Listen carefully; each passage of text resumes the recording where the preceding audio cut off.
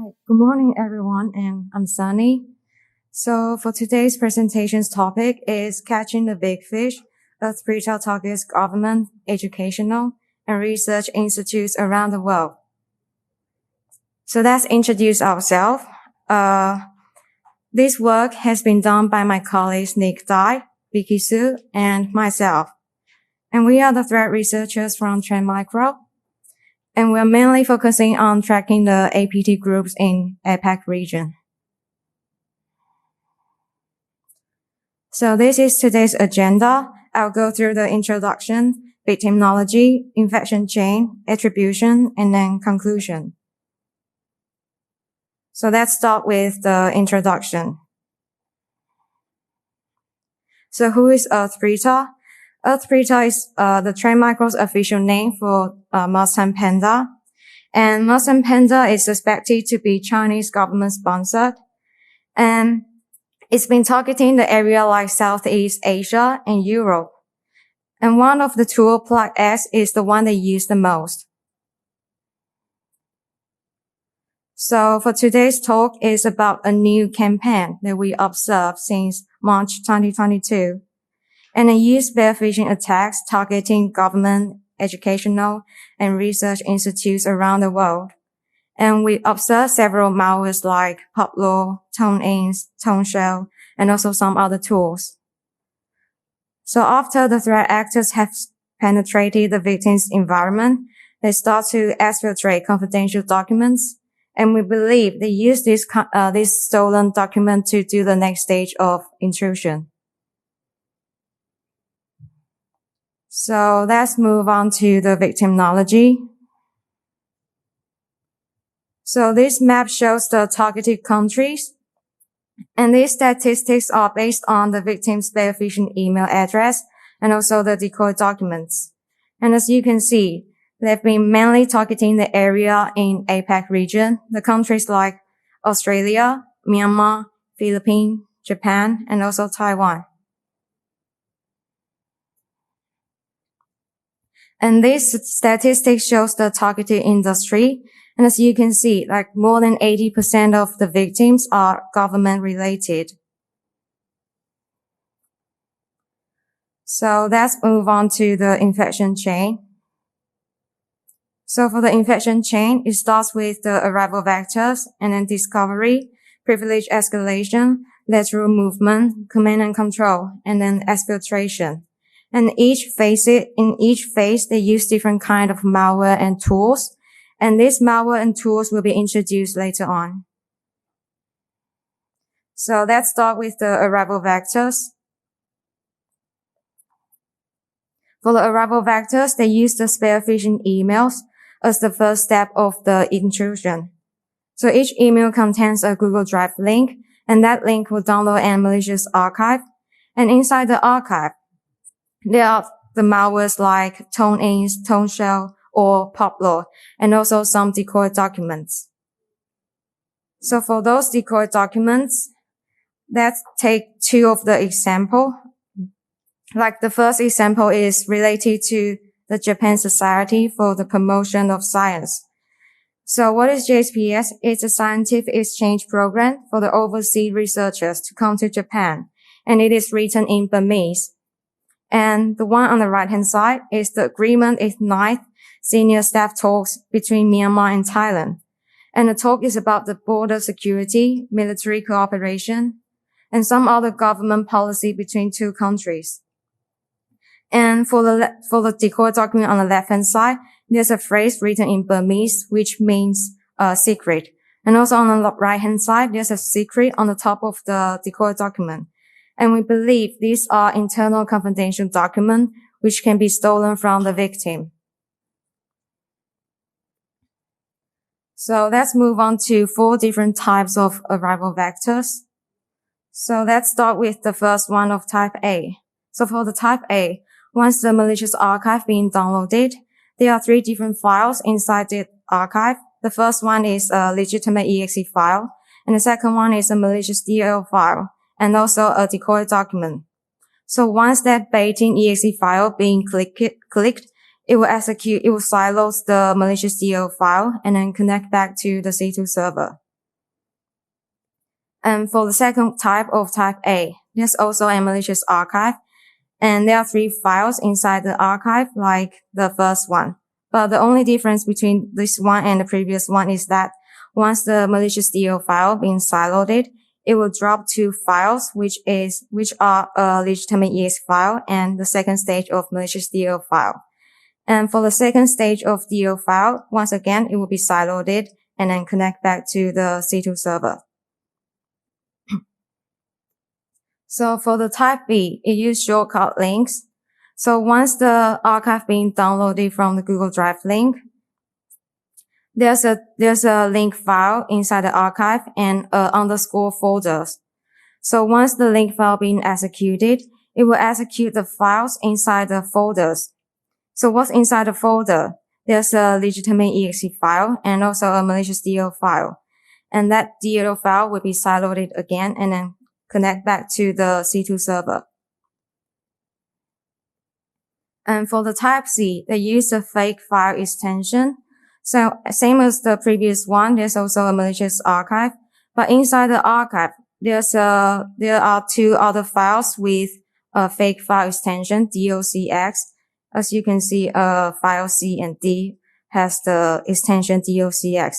But they are not the docx file, but they are the executable files. So once the malicious DO file B being executed, it will drop those 2 files to another specific folder.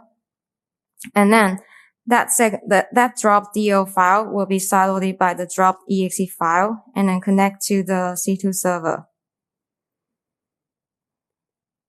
And for the type D, the difference between the previous types A, B, and C are like the Google Drive link is not inside the phishing email, but inside a document file. As you can see on the slide, there's a Google Drive link inside the document. And also the password of the downloaded file are also provided on the document. And another difference between this type D and the type C is that the file D and E also have the fake extension docx, but they are neither doc file nor executable files. But actually, there's a section in the file which is 1 byte XOR encoded. So the first stage of the malicious DO file will decrypt that encoded section and then drop them to the specific folders. And once again, the drop DO file will be siloed and then connect back to the C2 server. So let's move on to the malware. So there are 4 different malware they use in arrival vectors like Poplo, ToneInch, ToneShow, and then CobbleStrike. But in this talk, we will only introduce the first 3 malware. So let's start with the malware Poplo. So Poplo, it is a stager, and it was first disclosed by Cisco Talos in May 2022. And it's capable of doing persistence, antivirus malware, and it also had some special event names and debug string embedded in the samples. And there are 2 different variants for CNC protocols. The first one is row TCP, and the second one is HTTP. So there are 2 different techniques for doing persistence. The first one is setting up a scheduled task, and the second one is setting up a registry run key. So for the anti-AV technique, they use the API with the callback function. So once the shellcode being constructed, it will use the API with the callback function to jump into the shellcode. So the API they used before are like init date formats, GraceString, and line DDA. And we also observed some special event names they used before, like the one on the left-hand side. It is the username of the security researchers on Twitter. And we also found some interesting debug string embedded in the samples. And there are 2 different types for CNC protocols. The first one is row TCP and the second one is HTTP. So for the HTTP variant, they will prepare a normal HTTP header. And inside the body content, there's a 3 bytes in front of the body content, which are 170303. And the following bytes are the size and the encrypted victim's information. And luckily, we got one of an alive C2 server, so we got the response from them. So same as the sent data, the first 3 bytes of the receiving data are also 170303. But we will explain this later on. So what's the payload we got from the C2 server? After we decrypt it, it is a backdoor with the function like file upload and also like command execution. And the right-hand side are the internal strings embedded in the further payload. So let's move on to the ToneInst. So ToneInst is the installer for ToneShell backdoors, and they also use the schedule tags for persistence.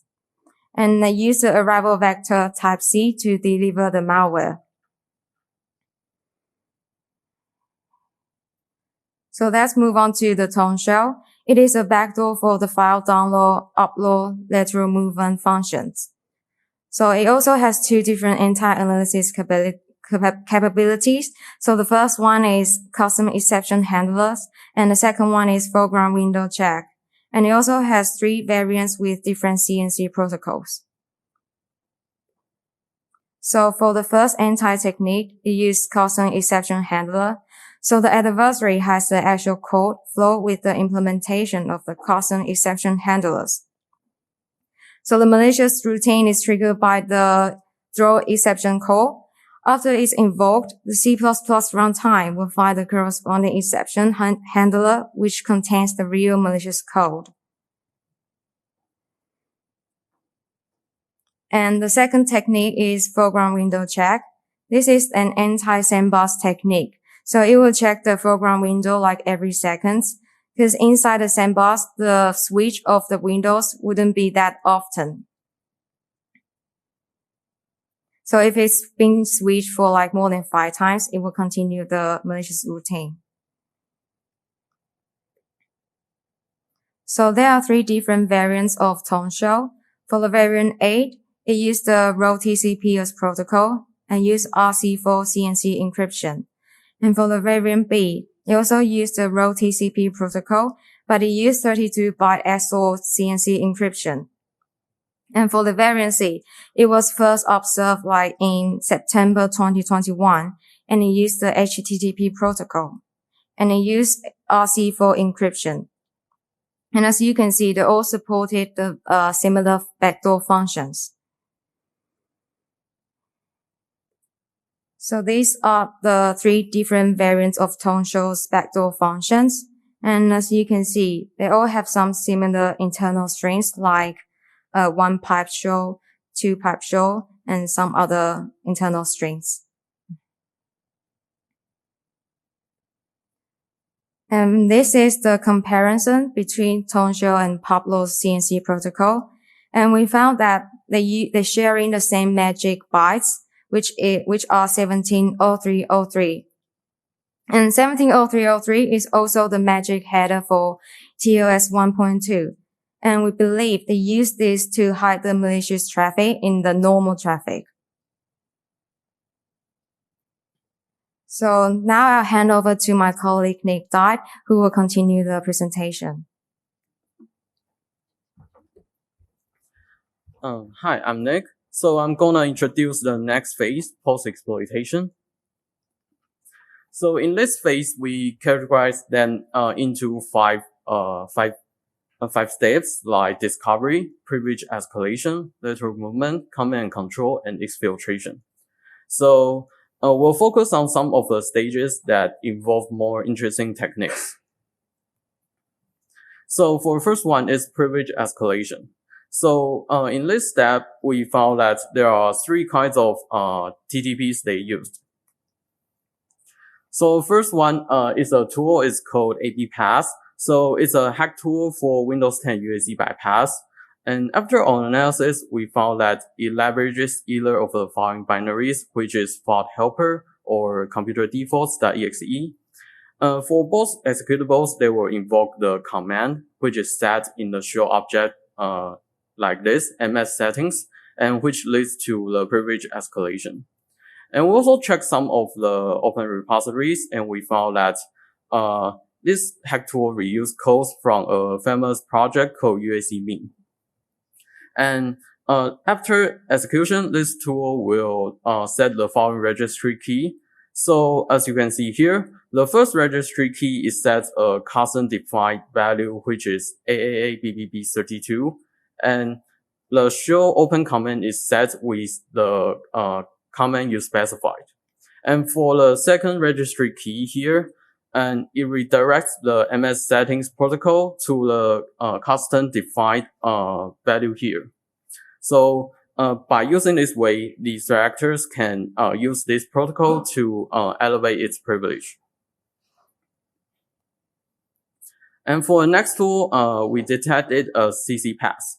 So it's also a hack tool for Windows 10 UAC bypass. And in this tool, it abuses the file association, which is MS Windows Store. So this tool will hijack the MS Windows Store protocol with a specified command. And at last, it will trigger a specific binary, which is wsresets.exe.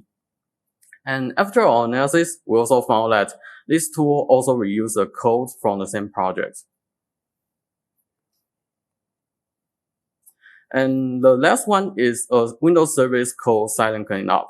So the threat actors try to bypass the UAC mechanism by using a native Windows service called Silent Cleanup. So in this service, the environment variable window could be hijacked. So the threat actors try to override its value with the registry and run and trigger a service to execute a command. So as you can see here in the process tree, a malicious process will spawn a command line and which triggers the reg.exe to set up the environment variable. And at last, it will trigger the silent cleanup service so that the specified command could be executed. So in this case, one.exe will be executed. So for next stage, it's lateral movement. So in this stage, we also found that there are several malicious software were used. So in this case, there are two different tools, like the first one is HuPen and the second one is ACN shell. So HuPen is a USB worm and is used to spread ACN shell backdoor.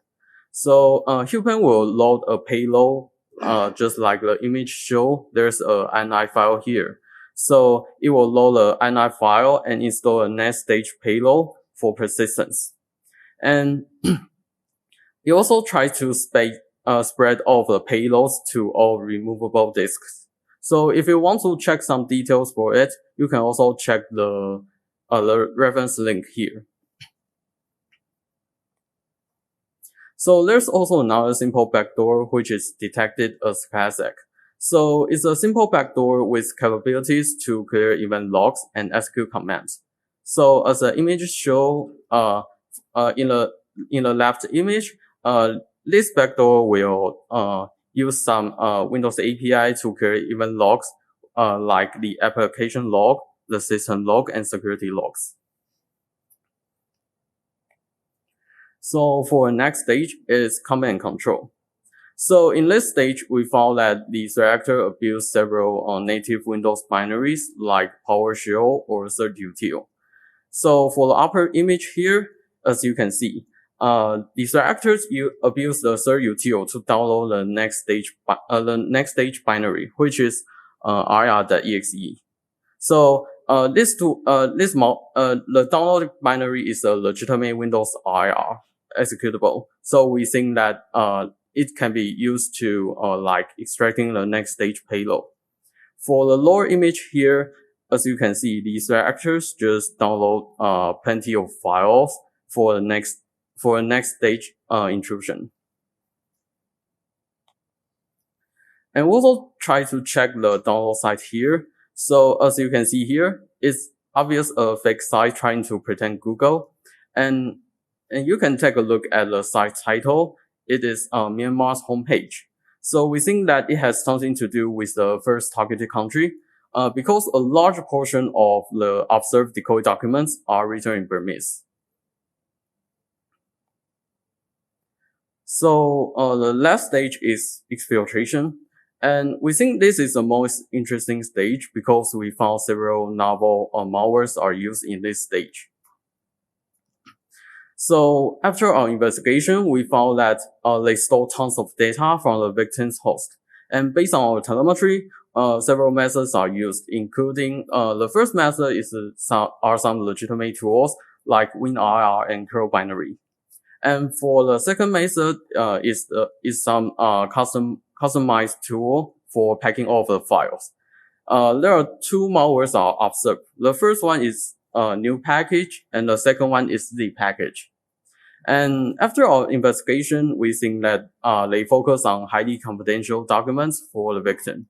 So we think that those stolen documents could be leveraged in the next wave of intrusion. So for the method one, the threat actors use WinRR and curl binary to download pack up all of the files. So as you can see here, we observe that the threat actors abuse the install WinRR binary and the uploaded curl executable to exfiltrate the files. So you can see there's a suspicious process called log.log, and this is the legitimate curl binary. So after this binary is dropped on the victim host, the threat actors just abuse it to upload all the files to the actor control FTP server. So here's an example of all the exfiltrated data. As you can see, the threat actors focus on sensitive and confidential documents. And you can see that there are plenty of RR files here. And we found that all of the documents are collected into password protected archives. And based on the file names, these archives are categorized by disk drives and the corresponding host names. And for the second method, there are two malwares are observed. So, and the first one is a malware called new package, and it's a highly customized tool used for exfiltration. And we think it's somewhat unique because first, it needs a unique passcode to be executed, and second, the exfiltrated data are wrapped in a custom file format. And we also found that the threat actors just kept updating this tool, including adding more command line arguments and obfuscations. And we detected as such because this malware name is derived from its unique PDB string, new package file. So here's an example of its usage. So it takes several arguments here. So the first argument is a passcode. So if you give it a correct passcode, it can be executed. And for the second and third argument, they are start and end range of the exfiltrated file's modification timestamp. So it's obviously that the threat actor could use this argument to specify the collected documents. And for the fourth argument, it's a chunk size. So if it's specified, this tool can split all of the generated data in chunks by the specified size in megabytes. And there are some other arguments like the last one, -s. So if it's specified, other files with the specified file extension could be collected, but this option is optional. So by default, documents with the following extensions are collected, like the Word documents, the PowerPoint documents, and some other Excel files and the PDF files. And this tool also tries to avoid file names starting with the $sign or tilde. So we think that the threat actor just avoid collecting some temporary files or fake office file, just like what we mentioned in the previous session. In arrow vector type C, the threat actor use some fake documents for their payload. So this file will be collected, and this might cause trouble to the threat actor. And we also, after this file is executed, it generates several outputs. So the first file is a file with a .zip extension. So it's a login file with a fake zip header. And for the second file, it has a .z extension. So this one is the exfiltrated data. And in order to check what's inside the login file, you can try to decode it with a single byte XOR. So here's an example of the login file. So as you can see here, this login file tries to collect several metadata of the exfiltrated files, like the file path, file size, and its compressed size. And you can also check the image here. If you decode the whole data with a single byte XOR, you can see some plain text at the end of the file. So it means that the threat actors just hide the logging at the end of the file. And this is the file format of the .zip file. So it has a custom file format here. So there are also several interesting fields, like at offset 0, there's an encrypted key. And this key could be used to decode some other payloads inside, like the file name and the file content. And I think a more special field is the delimiter it used. It uses a specific byte sequence for splitting all the files. So as you can see at the left of a table, there's a specific byte sequence for this. So if you find some byte sequence like this, you can easily tell that this file might be the exfiltrated data. So for next malware is a tool called Z package. So this tool works quite similar to the previous one, but in this tool it takes fewer arguments. So it only takes a passcode and a time. So for the passcode argument, it's also the same. You need a unique passcode to execute it. And for the second argument, it defines the start date of the exfiltrated documents. And you also try to avoid file names starting with the dollar sign and tilde. And in this tool, there's also a slight difference, is that it will try to compare if a file is worth to be compressed. If a file is a type 0, it will try to preserve the original file content. But if it's a type 1, this tool will try to compress the file with the zlib algorithm. So here's the file format of the .zip file. And as you can see here, at offset 0, it will save the compression type 0 or 1. And there's also a slight difference here. So as you can see, the file name will be encoded and the file content will be encoded with the same specific string. So this is a difference between these two malwares. So for the attribution, we attribute this whole campaign to us Preta based on the TTPs. So let's go to some details. So the first point we use to attribute is the folder structure.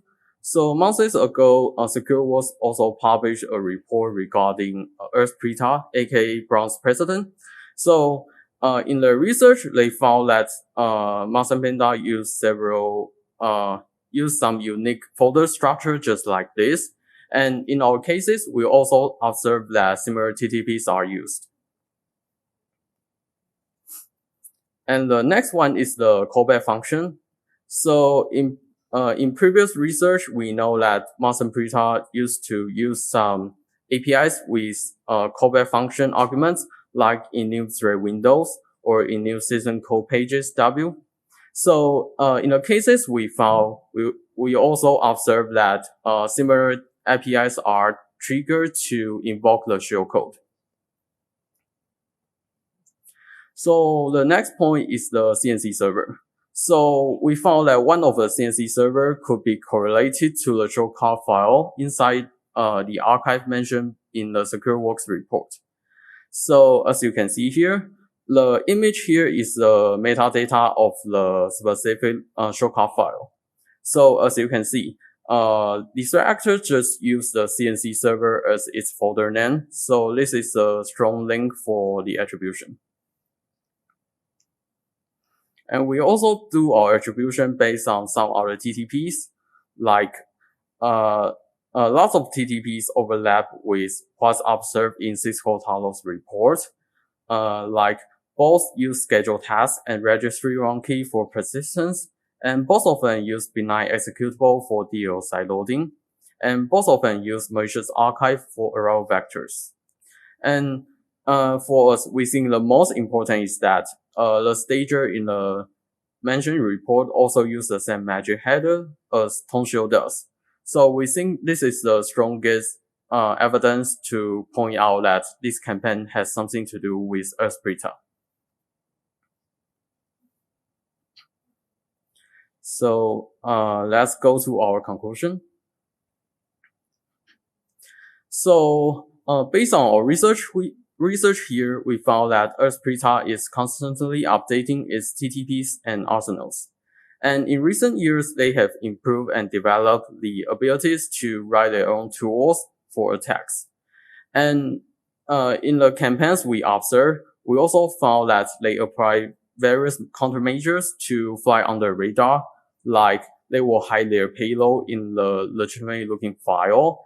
And they also developed some tools which require a unique passcode to be run. And they also protect their archives with a unique password. So, based on our research, we know that there are stating more and more documents for next wave of phishing. So we think that they are actively spreading the lures to broaden the effective regions. So here's the first part of our research. So if you want to take a look, you can scan the QR code here.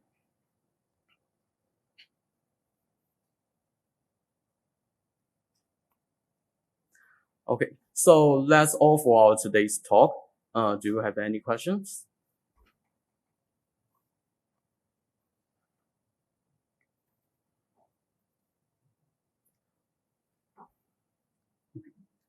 So,